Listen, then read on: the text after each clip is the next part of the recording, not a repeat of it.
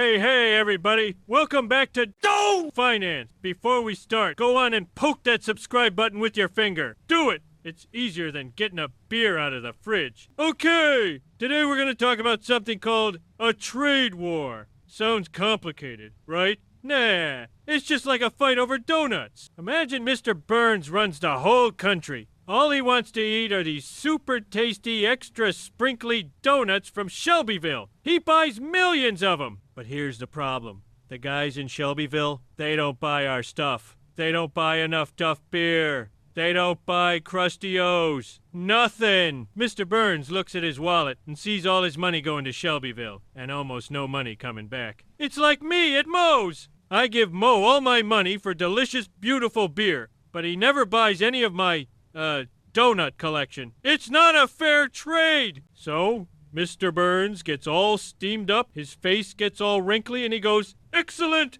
I'll fix this!" He decides to put a big fat tax on every single donut that comes from Shelbyville. They call this a tariff. It's a fancy word for making stuff you like more expensive. But here's the secret they don't tell you.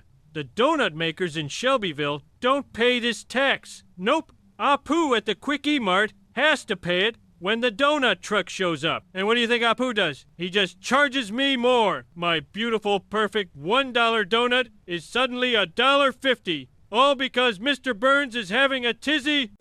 Now I have less money for other important things, like more donuts, or beer, or that singing fish for the wall. But it gets worse. The head honcho in Shelbyville gets mad. He's like, "Oh, you're gonna tax our donuts? Fine, we're gonna tax your precious Duff Beer." So he slaps a big tariff on every can of Duff. Now Moe can't sell his beer over there. Moe's sad, Barney's sadder, and the whole global beer donut economy is falling apart. You see, those cheap Shelbyville donuts weren't just for me to eat. The cops at the police station need 'em to stay awake. Lard Lad Donuts uses 'em for his giant statue. The whole town runs on cheap donuts. Without 'em, everything gets slow and grumpy. It's a supply chain disaster. It's like when Marge rearranges the pantry and I can't find the pork rinds for a week. So then Mr. Burns gets another brilliant idea. "We'll just make our own donuts right here in Springfield," he says. It sounds great, right? American-made donuts! But making them here is slower, costs more, and they just don't have that same Shelbyville magic. It's like trying to make a Krusty Burger at home. You can try,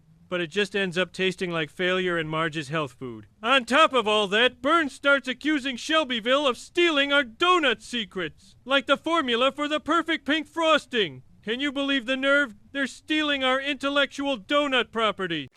Eventually, everyone gets tired of fighting. Mr. Burns and the Shelbyville guy agree to a truce. Shelbyville promises to buy a little more Duff Beer, and Mr. Burns lowers the donut tax a little. But everything is still more expensive, and everyone's still kind of mad at each other. The trust is gone. Like when I promised Marge I only ate one slice of cake. So, the next time you hear fancy pants people talking about trade wars and tariffs, just remember, it's a big dumb fight that makes your donuts and beer more expensive. And nobody wants that. Invest today.